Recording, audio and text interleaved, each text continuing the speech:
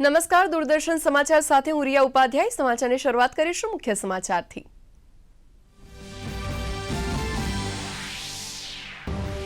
પ્રધાનમંત્રી નરેન્દ્ર મોદી થોડીવારમાં વિડીયો કોન્ફરન્સના માધ્યમથી વિકસિત ભારત વિકસિત રાજસ્થાન કાર્યક્રમમાં કરશે સંબોધન. કાર્યક્રમ દરમિયાન 17,000 કરોડથી વધારેની અનેક વિકાસ પરિયોજનાઓનું કરશે લોકાર્પણ અને શિલાન્યાસ.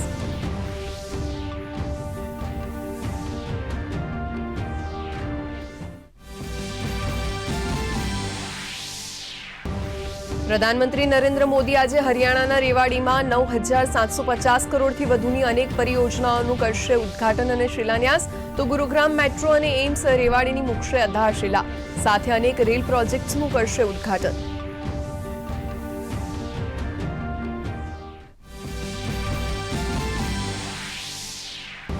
ભાજપની 6 સદસ્યોની ફેક્ટ ફાઇન્ડિંગ ટીમ પશ્ચિમ બંગાળના સંદેશ ખાલી પહોંચી. ટીમના લીડર કેન્દ્રીય મંત્રી અન્નપૂર્ણાએ કહ્યું, રાજ્યમાં મહિલા મુખ્યમંત્રી હોવા છતાંય મહિલાઓનું થઈ રહ્યું છે શોષણ. તો ટીએમસી નેતાઓ વિરુદ્ધ મહિલાઓનું પ્રદર્શન યથાવત.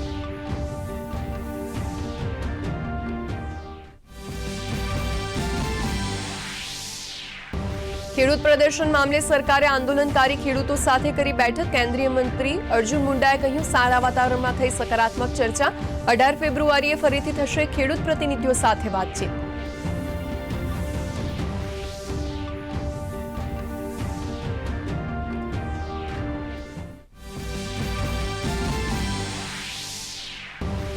દિલ્હીના અલીપુરમાં લાગેલી ભીષણ આગમાં 11 લોકોના મૃત્યુ. રાહત અને બચાવ અભિયાન ચાલુ. વધી શકે છે મૃતકોની સંખ્યા. પોલીસે સમગ્ર ઘટના અંગે શરૂ કરી તપાસ.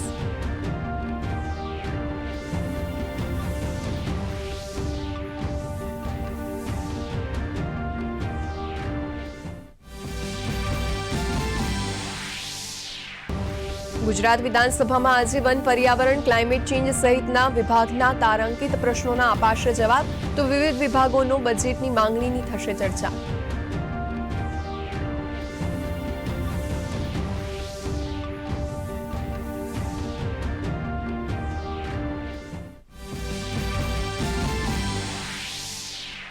મુખ્યમંત્રી ભૂપેન્દ્ર પટેલ રાજકોટ જિલ્લાના વિછિયામાં સૌની યોજના લિંક 4ના વિવિધ કામોનું કરશે ખાતમુહૂર્ત. 23 કામોની 45,000થી વધુ જનસંખ્યાને પીવાનું પાણીની, જ્યારે 5,676 એકર વિસ્તારને મળશે સિંચાઈની સુવિધા. તો 73 કિલોમીટર લંબાઈના પાઇપલાઇન નેટવર્કથી 12 તળાવો પણ જોડાશે.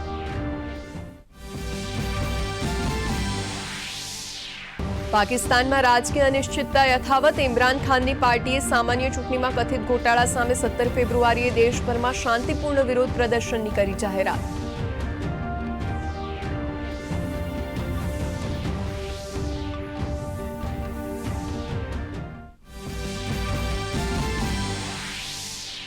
ભારતીય બજાર 356 પોઈન્ટના ઉછાળા સાથે 72,406 પોઈન્ટની સપાટી પર ખુલ્યું. બેન્કિંગ અને ફાઇનાન્સ કંપનીના શેર્સ ગ્રીન ઝોનમાં, તો નિફ્ટી પણ સુધારા સાથેના ટ્રેન્ડમાં જોવા મળ્યું.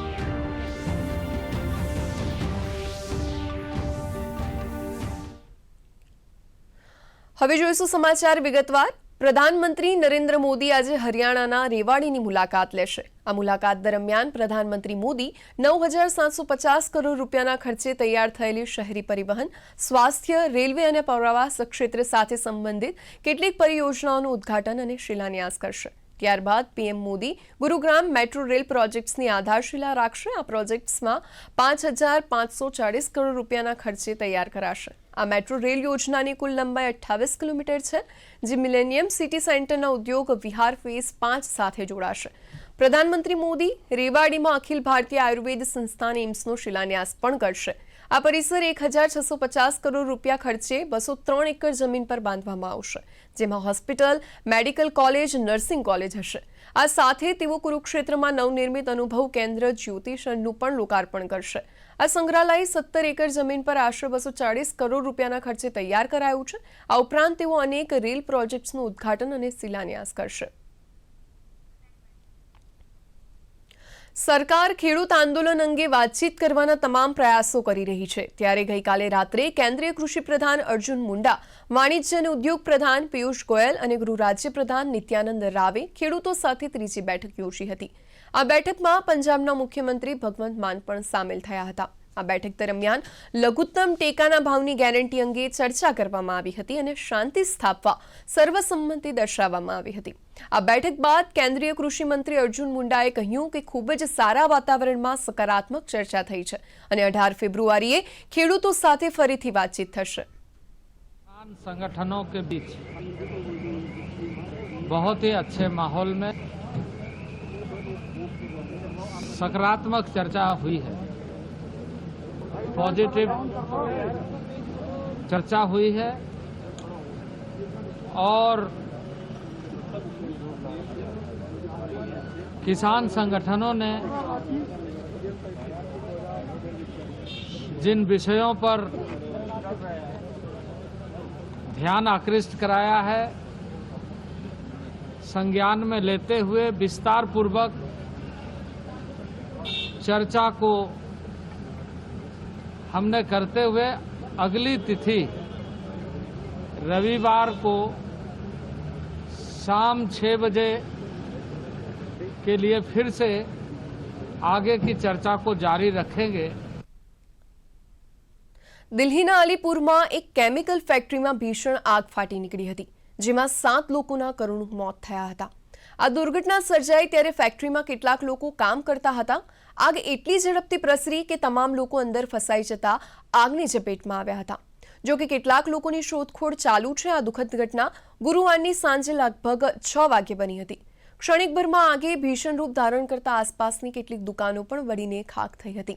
આ ઉપરાંત આગ फाटी निकलता अफरा-तफरीनो माहौल सर्जायो હતો। 4 घंटे में हमने काबू पा लिया था। 9 बजे तक हमारा वो हो गया था, पर अनफॉर्चुनेटली इसमें जो है 11 लोगों की जो डेथ हो गई, लेबरर थे ये अंदर ट्रैप हो गए, क्योंकि पेंट की जो आग होती है वो बहुत मुश्किल से बुझती है और बिकॉज ऑफ ब्लड जो ब्लास्ट हुआ उससे बिल्डिंग गिर गई और ये लोग ट्रैप्ड हो गए। हमने शुरू में 3 निकाले थे, कल आज अगर आप देखेंगे 3 थे, पर सर्च ऑपरेशन हमारे कंटिन्यू अभी भी है। तो 8 बॉडी रात में और निकली, बाद में एनडीआरएफ भी आ गई थी हमारे पास और सर्च ऑपरेशन अभी भी कंटिन्यू और 2 लोगों की ऐसे बताया जा रहा है, 1 से 2 लोग और भी हो सकते हैं। बीजेपीના રાષ્ટ્રીય અધ્યક્ષ જેપી નડ્ડા દ્વારા રચાયેલી 6 સભ્યોની ટીમ પશ્ચિમ બંગાળના સંદેશ ખાલી જવા રવાના થઈ છે। મહત્વનું છે કે તૃણમૂલ કોંગ્રેસના નેતા શાહજહાં શેખ અને તેમના સહયોગીઓ પર જાતીય સતામણીનો આરોપ લગાવનાર મહિલાઓના ઘટસ્ફોટ બાદ રાજકારણ ગરમાયું છે। સંદેશ ખાલી રવાના થતા પહેલા કેન્દ્રીય મંત્રી અન્નપૂર્ણા દેવીએ કહ્યું કે સંદેશ ખાલીમાં જે ઘટના બની તે નિંદનીય છે। મુખ્યમંત્રીનું નામ મમતા છે, પરંતુ તેમની પાર્ટીના ગુંડા શાહજહાં શેખ મહિલાઓ પર અત્યાચાર કરી રહ્યા છે। ઉલ્લેખનીય છે કે સંદેશ ખાલી બળાત્કાર કેસની તપાસ માટે ભાજપે 6 સભ્યોની ટીમની રચના કરી છે, જેમાં અન્નપૂર્ણા દેવી સહિત સાંસદ સુનીતા દુગ્ગલ, કવિતા પાટીદાર, સંગીતા યાદવ અને ઉત્તર પ્રદેશના પૂર્વ ડીજીપી અને રાજ્યસભાના સભ્ય બ્રિજલાલ સામેલ છે। की जो घटना है, किसी भी सभ्य समाज के लिए सभ्य समाज इस घटना की इजाजत नहीं देती। इस प्रदेश में पश्चिम बंगाल में मुख्यमंत्री महिला है, नाम उसका ममता है, और उसके बाद जिस तरह से उनके द्वारा एक महिला के नाते कोई संवेदना नहीं, महिलाओं के साथ जो अत्याचार हो रहा है, जो उनके तथाकथित गुंडे शाहजहां शेख है, तो उनके गुंडों के द्वारा, टीएमसी के गुंडों के द्वारा लगातार हिंदू महिलाओं के साथ अत्याचार किया जा रहा है। तो ये एक टीम हम लोग जाएंगे, हम महिला से मिलना चाहते हैं, उनके साथ जो घटना हुई है उसकी जानकारी हम लेना चाहते हैं। પાકિસ્તાનમાં પાકિસ્તાન તહેરીકે ઇન્સાફ પાર્ટીએ 8 ફેબ્રુઆરીએ થયેલી ચૂંટણીમાં ગોટાળાને લઈને 17 ફેબ્રુઆરીએ દેશવ્યાપી શાંતિપૂર્ણ વિરોધ પ્રદર્શનનું એલાન કર્યું છે। અલ્દિયાલા જેલમાં બંધ પીટીઆઈના સ્થાપક વડાપ્રધાન ઇમરાન ખાનને મળ્યા બાદ ગોહર અલી ખાને આ શાંતિપૂર્ણ પ્રદર્શનમાં તમામ પક્ષોને આમંત્રિત કર્યા છે। સ્થાનિક મીડિયા અનુસાર પીટીઆઈએ એવા તમામ અહેવાલોને ફગાવી દીધા છે, જેમાં દાવો કરાયો છે કે પાર્ટી કેન્દ્રમાં પાકિસ્તાન પીપલ્સ પાર્ટી અને ખૈબર પખ્તુનખ્વામાં પાકિસ્તાન તહેરીક એ ઇન્સાફ પાર્લામેન્ટરિયન્સ સાથે ગઠબંધન કરી રહી છે।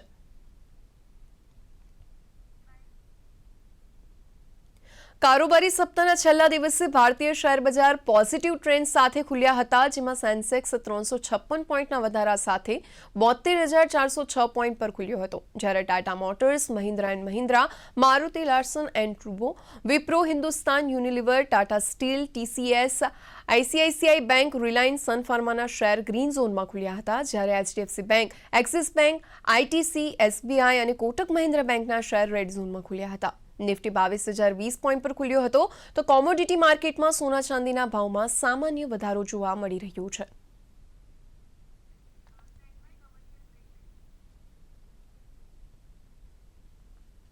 હવે રોકાઈશું એક નાનકડા વિરામ માટે. આપણું ડેઝર્ટ આવી ગયું, પણ આપણી ચેમ્પિયન હજી આવી નથી. બિલ ભરતા પહેલા તો આવી જશે ને. તો ગર્લ્સ, શું ચાલી રહ્યું છે? બિલ થઈ રહ્યું છે. ચાલ તારું કાર્ડ આપ. પિન આપ. હે? આરબીઆઈ કહે છે કે આપનો પિન, ઓટીપી, સીવીવી અથવા ઇન્ટરનેટ બેન્કિંગ પાસવર્ડ કોઈને ના આપો અને ઓનલાઈન બેન્કિંગ ફક્ત પોતાના કમ્પ્યુટર, મોબાઈલ અથવા સુરક્ષિત નેટવર્કથી જ કરો. હે, આ ખાવાની ચેમ્પિયનશિપ હતી કે શું? આરબીઆઈ કહે છે, જાણકાર બનો, સતર્ક રહો.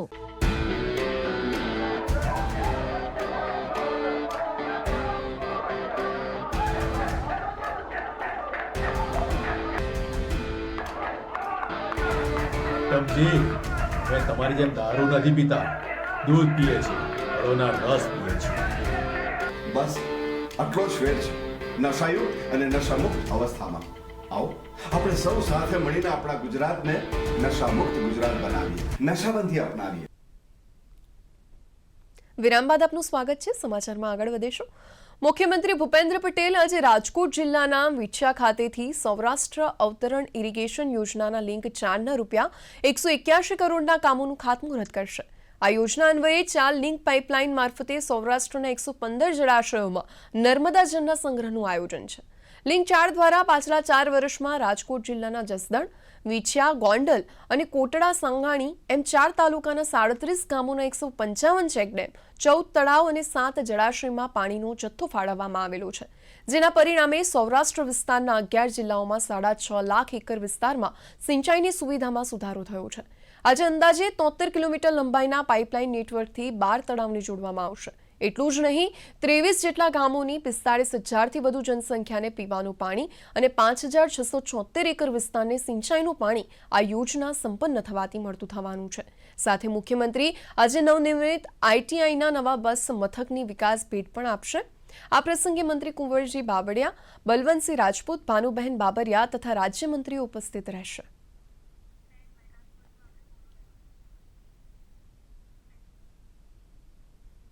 આજે ગુજરાત વિધાનસભામાં આરોગ્ય, પરિવાર કલ્યાણ અને તબીબી શિક્ષણ, ઉચ્ચ અને ટેકનિકલ શિક્ષણ, કાયદો તેમજ સંસદીય બાબતોના મંત્રી તારાંકિત પ્રશ્નોના જવાબ આપશે. તારાંકિત પ્રશ્નોમાં સાંસ્કૃતિક પ્રવૃત્તિઓ, વન અને પર્યાવરણ અને ક્લાઇમેટ ચેન્જના વિભાગની સંલગ્ન પ્રશ્નના જવાબ આપવામાં આવશે. તેમજ ઉદ્યોગો, ખાણ ખનીજ, શ્રમ, કૌશલ્ય વિકાસ અને રોજગાર વિભાગ ઉપરાંત મહેસૂલ વિભાગ દ્વારા બજેટમાં માંગણી પર ચર્ચા અને મતદાન કરવામાં આવશે. આ અંગે વધુ માહિતી આપશે અમારા સંવાદદાતા દુર્ગેશ મહેતા. જી દુર્ગેશ, જણાવજો શું ચર્ચા થશે? જી બિલકુલ, વાત કરવામાં આવે તો આ 15મી વિધાનસભાનું જે ચોથું સત્ર છે તેની કામગીરી ચાલી રહી છે. 10 વાગે વિધાનસભાની કામગીરી શરૂ થઈ હતી. સૌપ્રથમ જો વાત કરવામાં આવે તો પ્રથમ 1 કલાક તારાંકિત પ્રશ્નો એ આરોગ્ય અને પરિવાર કલ્યાણ વિભાગ, તબીબી શિક્ષણ, ઉચ્ચ અને તાંત્રિક શિક્ષણ અને કાયદો અને ન્યાયતંત્ર, વૈધાનિક અને સંસદીય બાબતોની માંગણીઓ ઉપર ચર્ચા કરવામાં આવી હતી. સાથે જ પ્રવાસન, સાંસ્કૃતિક પ્રવૃત્તિ, વન અને પર્યાવરણ અને ક્લાઇમેટ ચેન્જની પણ આની અંદર ચર્ચા કરવામાં આવી હતી. જેની અંદર જે છે છેલ્લા ટેકનિકલ શિક્ષણ હેઠળ ડિગ્રી એન્જિનિયરિંગ અભ્યાસ કરતા રાજ્યના 32,839 વિદ્યાર્થીઓને 134.3 કરોડની સહાય છેલ્લા 2 વર્ષમાં આપી હોવાનું મંત્રી પ્રફુલ્લ પાનસરિયાએ પ્રશ્નના જવાબમાં જણાવ્યું હતું. સાથે જો વાત કરવામાં આવે તો આજે માંગણીઓ અને ચર્ચા ઉપર જે મતદાન છે તેનો ચોથો દિવસ છે. એની અંદર ઉદ્યોગ અને ખાણ ખનીજ, શ્રમ, કૌશલ્ય અને રોજગાર વિભાગની માંગણીઓ અને મહેસૂલ વિભાગની જે વિવિધ માંગણીઓ છે તેના ઉપર પણ હાલ ચર્ચા ચાલી રહી છે. જી દુર્ગેશ, સમગ્ર માહિતી બદલ આપનો આભાર. સમાચારમાં આગળ વધીશું. ડોક્ટર રમણ પંડ્યાના પ્રયાસો અને દર્દીઓ પ્રત્યેની તેમની લાગણીને કારણે આણંદ સિવિલ હોસ્પિટલમાં નવી સુવિધા શરૂ કરવામાં આવી હતી. તેમણે બ્રેઇન સ્ટ્રીપ અને બ્રેઇન શેક માટે 2 મશીનોની સુવિધા શરૂ કરતા દર્દીઓને ઘણી રાહત મળી છે.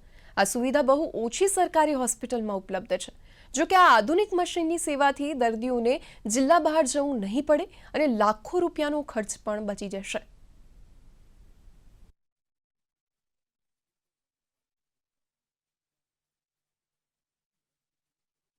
જાન્યુઆરી માસમાં અમે EEG અને ECG 2 સારવાર ઉપલબ્ધ કરાઈ છે. EEG છે એ એપિલેપ્સીના પેશન્ટોને ડાયગ્નોસિસ માટે જરૂરી છે અને ડાયગ્નોસિસ થયા પછી એની દવા વધતા ઓછા પ્રમાણમાં કરી શકાય છે. અને ECG છે એ જે માનસિક રોગમાં અતિક્રમણ થયું હોય કે જે પેશન્ટ ખૂબ જ દવાઓથી પણ સારું ના થઈ શકતું તેવા પેશન્ટને મગજના શોક થેરાપી આપવામાં આવે છે. અને આ જે સેવાઓ છે PMJYમાં આપણી હોસ્પિટલમાં ઉપલબ્ધ છે. અત્યાર સુધી 15 થી 20 પેશન્ટમાં અમે આ સેવાઓ આપી છે. જે શોર્ટની વ્યવસ્થા જે છે એ એનેસ્થેશિયા એટલે કે સીસી સૂંઘાડી અને પછી આપવામાં આવે છે. અને EEG જે છે મગજની પટ્ટી કે જે લગભગ 45 મિનિટનું એક સેશન હોય એની અંદર આખા મગજનું રેકોર્ડિંગ જે મગજના જે તરંગો છે બેઝિકલી એનું રેકોર્ડિંગ થઈ શકે છે કે જે 45 મિનિટના એની અંદર આપણે જાણ કરી શકાય કે કયા પ્રકારની ખેંચ છે કે બીજા કોઈ પ્રકારની માનસિક તકલીફ છે કે નહીં અને આગળ નિદાન કરી શકાય છે. પ્રધાનમંત્રી નરેન્દ્ર મોદી આગામી 22 અને 23 ફેબ્રુઆરીના રોજ ગુજરાતની મુલાકાતે આવી રહ્યા છે. ત્યારે નવસારી જિલ્લામાં PM મિત્ર પાર્ક સહિત વિવિધ વિકાસ કાર્યોના ખાતમુહૂર્ત લોકાર્પણનો કાર્યક્રમ યોજાનાર છે. આ કાર્યક્રમમાં પ્રધાનમંત્રી નરેન્દ્ર મોદી 22મી ફેબ્રુઆરીએ નવસારી જિલ્લાના વાંસી બોરસી ગામ પાસે આવેલા પ્રોજેક્ટ્સ સાઇટ ખાતે હાજર રહેશે. ત્યારે આ કાર્યક્રમની તડામાર તૈયારીઓ ચાલી રહી છે, જેનું અધિક મુખ્ય સચિવ સહિત રાજ્યની GIDCના ચેરમેન અને વહીવટીતંત્ર દ્વારા નિરીક્ષણ કરવામાં આવ્યું હતું, જે અંગે જિલ્લા કલેક્ટર શિપ્રા અગ્રેએ પત્રકાર પરિષદ યોજી માહિતી આપી હતી. નવસારીના વાસી બોરસી ખાતે માનનીય વડાપ્રધાન શ્રી 22 ફેબ્રુઆરીએ આવવાના છે. એ કાર્યક્રમમાં હાલ સ્થળ પર મંડપ, પાર્કિંગ, રોડ રસ્તાઓ આ બધી લોકોના આવવા માટે સગવડ ચાલી રહી છે. આ કાર્યક્રમ માટે ઉપરથી ગાંધીનગરથી રિવ્યૂ પણ કરવામાં આવેલ છે. આ કાર્યક્રમમાં મૂળ PM મિત્રા પાર્ક, એના સાથે જ કોર્પોરેશનના મોટા કામો, RNBના સુરતથી જોડતા બ્રિજેસના કામો, આ મોટી કામો, એના સાથે જ ઘણા બધા જિલ્લાઓમાંથી ઘણા બધા બીજા કામોની પણ આવરી લેવામાં આવશે.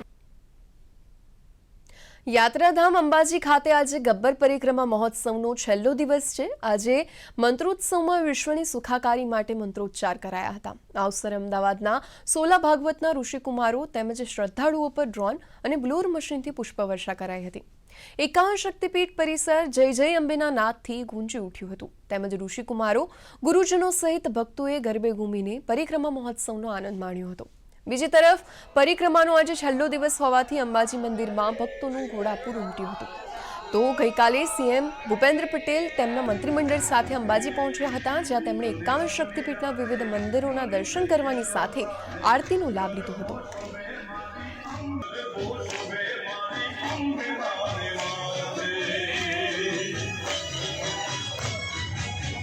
ગઈકાલે ગુજરાતના ઇતિહાસમાં પ્રથમ વખત કહી શકાય એવી રીતે ગુજરાત વિધાનસભાના તમામ સદસ્યો અહીંયા આવ્યા હતા અને મહાઆરતીનો લાભ લીધો હતો. આજની જો વાત કરીએ તો સંસ્કૃત પાઠશાળાના 150થી વધારે ઋષિકુમારો આપણી વચ્ચે ઉપસ્થિત છે. તેઓ દ્વારા આજે ખૂબ જ સુંદર અને મધુર મંત્રોચ્ચારનો જે કાર્યક્રમ છે એ કરાવવામાં આવશે. તેની સાથે સમગ્ર પરિક્રમા પથ ઉપર પૃષ્ઠવૃષ્ટિનો આ કાર્યક્રમ પણ આજે કરવામાં આવશે. અમે શ્રી ભાગવત વિદ્યાપીઠ અમદાવાદ સોલા કૃષ્ણધામથી 151 ઋષિકુમારો અહીંયા માતાજીના શક્તિપીઠના આ મહાઉત્સવના 51 શક્તિપીઠના મહાઉત્સવમાં અહીંયા આવ્યા છીએ. ત્યાં મંત્રોચ્ચાર, શ્લોકગાન, સ્તોત્રપાઠ વગેરે અહીંયા કાર્યક્રમો છે, જેમાં સંલગ્નતા આપી અને આજે અમને બધાને ખૂબ આનંદ આવી રહ્યો છે.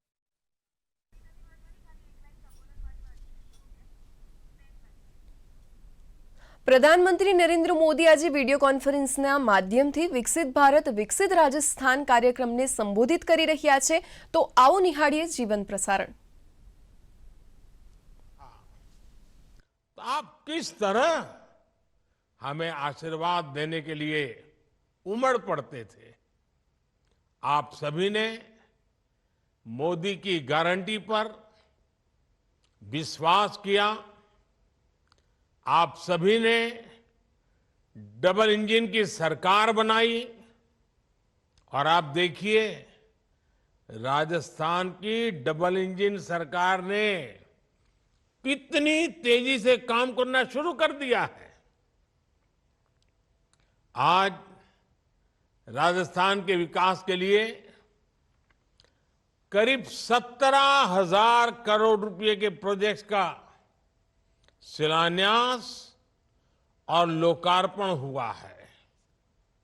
ये प्रोजेक्ट रेल, रोड,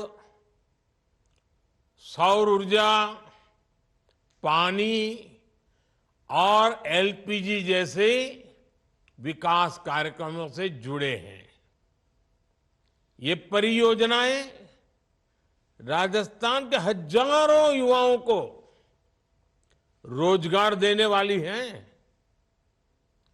मैं इन प्रोजेक्ट्स के लिए राजस्थान के सभी साथियों को बहुत बहुत बधाई देता हूं। भाइयों और बहनों, आपको याद होगा लाल किले से मैंने कहा था यही समय है, सही समय है। आजादी के बाद आज भारत के पास ये स्वर्णिम कालखंड आया है। भारत के पास वो अवसर आया है जब वो 10 साल पहले की निराशा को छोड़कर अब पूरे आत्मविश्वास से आगे बढ़ रहा है। आप याद कीजिए 2014 से पहले देश में क्या बातें चल रही थी, क्या सुनाई दे रहा था, अखबारों में क्या पढ़ने को मिलता था। तब पूरे देश में होने वाले बड़े बड़े घोटालों की चर्चा ही रहती थी। तब आए दिन होने वाले बम धमाकों की चर्चा होती थी। देश के लोग सोचते थे कि हमारा क्या होगा, देश का क्या होगा। जैसे तैसे जीवन निकल जाए, जैसे तैसे नौकरी बच जाए। कांग्रेस के राज में चारों तरफ तब यही माहौल था। और आज हम क्या बात कर रहे हैं, किस लक्ष्य की बात कर रहे हैं। आज हम विकसित भारत की, विकसित राजस्थान की बात कर रहे हैं। आज हम बड़े सपने देख रहे हैं, बड़े संकल्प ले रहे हैं और उन्हें पाने के लिए तन मन से जुटे हैं।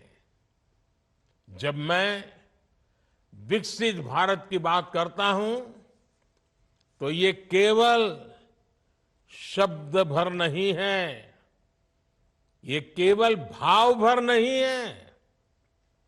ये हर परिवार का जीवन समृद्ध बनाने का अभियान है। આપણે નિહાળી રહ્યા હતા વિકસિત ભારત વિકસિત રાજસ્થાન કાર્યક્રમમાં પ્રધાનમંત્રી નરેન્દ્ર મોદીનું સંબોધન. હવે રોકાઈશું એક નાનકડા વિરામ માટે. હંસા, તું ક્યારે આવી? કાલે જ સાડલો બદલવા. બહુ ખોટું થયું બેટા. જમાઈ બહુ નાની ઉંમરમાં જતા રહ્યા. તે બેટા કઈ બીમાર હતા? શેની બીમારી? દારૂના રવાડે ચડી ગયા હતા. એમાં ને એમાં એમની નોકરી છૂટી ગઈ. પછી મેં કમાવાનું શરૂ કર્યું તો મારો પગાર પણ એ દારૂમાં ઉડાવી દેતા. અંતે લીવર ખરાબ થયું અને ગુજરી ગયા. ચૂડી ચાંદલાની રાખો લાજ, દારૂ વ્યસન છોડો આજ. સુખ સગડું હણાઈ જશે, અસૌભાગ્ય ચિહ્ન રોડાઈ જશે. વિરામ બાદ આપનું સ્વાગત છે. સમાચારમાં આગળ વધીશું. રાજકોટ શહેર કોંગ્રેસ પ્રમુખ તરીકે અતુલ રાજાણીની વરણી થતા કોંગ્રેસના કાર્યકર્તાઓએ ફટાકડા ફોડી ઉજવણી કરી હતી. અતુલ રાજાણી રાજકોટ મહાનગરપાલિકાના વોર્ડ નંબર 3ના પૂર્વ કોર્પોરેટર હતા. આ પ્રસંગે અતુલ રાજાણીએ જણાવ્યું હતું કે રાજકોટ શહેરમાં કોંગ્રેસનું કાર્યાલય ખોલવામાં આવશે અને આગામી લોકસભા ચૂંટણીના અનુસંધાને લોકોને પડતી સમસ્યાઓ જાણી તેનું નિરાકરણ પણ કરવામાં આવશે.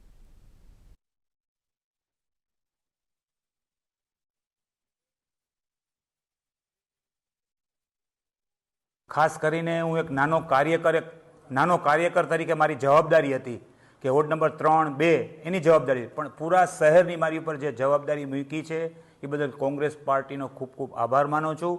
આવનારા દિવસોની અંદર ખાસ કરીને સંગઠન, રાજકોટમાં શહેરનું કોંગ્રેસ કાર્યાલય ઊભું થાય, ઘણા ટાઈમથી કાર્યાલયની મુશ્કેલી છે, એ ટોપ પ્રાયોરિટી મારી ખાસ રહેશે. અને આવનારી લોકસભાની ચૂંટણીની અંદર કોંગ્રેસનું સારું દેખાવ થાય એ પ્રયત્ન હશે.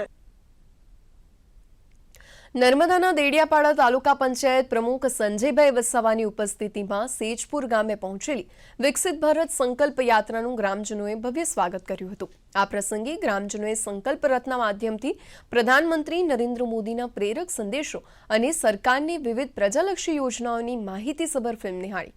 વિકસિત રાષ્ટ્રના નિર્માણ માટે સામૂહિક શપથ લીધા હતા. તો મેરી કહાની મેરી જુબાની અંતર્ગત લાભાર્થીઓએ સરકારી યોજનાના લાભથી જીવનમાં અનુભવેલા સકારાત્મક બદલાવ અંગે ગ્રામજનોને જાણકારી આપી હતી.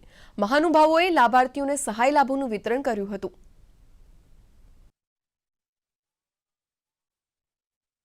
મારા ભાભીને હાર્ટની બીમારી હતી અને એમને ઓપરેશન કરવા માટે અમારી પાસે પૈસા પણ નહોતા. ત્યાં અમે સરકારી આરોગ્ય કેન્દ્રમાં ગયા અને ત્યાં જઈને આયુષ્યમાન કાર્ડ કઢાવ્યું.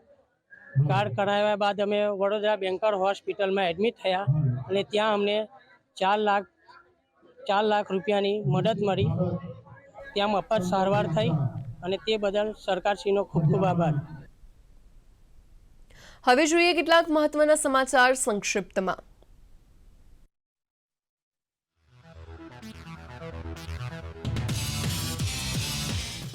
અમેરિકામાં ભારતીય મૂળના નાગરિકોને વિદ્યાર્થીઓ પર થઈ રહેલા હુમલાઓ અને મૃત્યુની ઘટનાઓ પર વ્હાઇટ હાઉસે આપી પ્રતિક્રિયા. મુખ્ય પ્રવક્તા જ્હોન કિર્બીએ કહ્યું, અમેરિકામાં જાતિ, લિંગ, ધર્મ કે અન્ય કોઈ કારણસર થતી હિંસા સ્વીકાર્ય નથી. રાષ્ટ્રપતિ જો બાઇડન અને સમગ્ર વહીવટીતંત્ર આવા હુકમો સામે એલર્ટ છે. અમેરિકન ધરતી પર આ પ્રકારના હુમલાને રોકવા માટે સતત કાર્યરત છીએ. ગાઝાની સૌથી મોટી હોસ્પિટલ પર હમાસના આતંકવાદીઓ હોવાની આશંકાના કારણે થયો હુમલો. ઇઝરાયેલી દળોએ દાવો કર્યો કે ખાન યુનિસની આ હોસ્પિટલમાં હમાસના આતંકવાદીઓ આશરો લઈ રહ્યા હોવાની નક્કર માહિતી મળ્યા બાદ આ કાર્યવાહી કરવામાં આવી. તો હમાસના પ્રવક્તાએ ઇઝરાયેલના દાવાને ખોટા ગણાવી કહ્યું, ઇઝરાયેલે હોસ્પિટલમાં આશ્રય લઈ રહેલા મેડિકલ સ્ટાફના પરિવારમાંથી લગભગ 2000 લોકોને બળપૂર્વક બહાર કાઢ્યા. ગુરુવારે લેબનોનમાં 2 ઇઝરાયેલી હવાઈ હુમલામાં નાગરિકોના મૃત્યુની સંખ્યા વધીને 10 થઈ. સીમા પર બુધવારે રાત્રે થયેલા હુમલાની શ્રેણીમાં તેને સૌથી ઘાતક. ગાઝાના સ્વાસ્થ્ય મંત્રાલયના જણાવ્યા અનુસાર 7 ઓક્ટોબરથી ચાલી રહેલા ગાઝા પર ઇઝરાયેલના હુમલામાં 28,663 લોકોએ જીવ ગુમાવ્યો. બ્રિટનની યુનિવર્સિટીમાં ભારતીય વિદ્યાર્થીઓના પ્રમાણમાં 4% ઘટાડો. યુનિવર્સિટી અને કોલેજ એડમિનિસ્ટ્રેશન સર્વિસના આંકડા અનુસાર અરજીઓ 4% ઘટીને 8,770 થઈ. ઉલ્લેખનીય છે કે બ્રિટનના ગૃહ વિભાગે અભ્યાસ પછી અપાતા વર્ક વિઝાની સમીક્ષા કરવા માટે સ્વતંત્ર માઇગ્રેશન એડવાઇઝરી કમિટીની કરી છે રચના. સોશિયલ મીડિયા એપ ટ્વિટર બનાવનાર જેક ડોર્સીએ નવી બ્લુ સ્કાય એપ બનાવી. આ એપને ટ્વિટર સામે કોમ્પિટિશન કરવા માટે કરવામાં આવી લોન્ચ. બ્લુ સ્કાયનું લુક બિલકુલ ટ્વિટર જેવું. આપને ટૂંક સમયમાં આમાં લેબલિંગ ફીચર આપવામાં આવશે. એપને લોન્ચ કર્યા બાદથી 1 મિલિયનથી વધુ યુઝર્સ મળ્યા.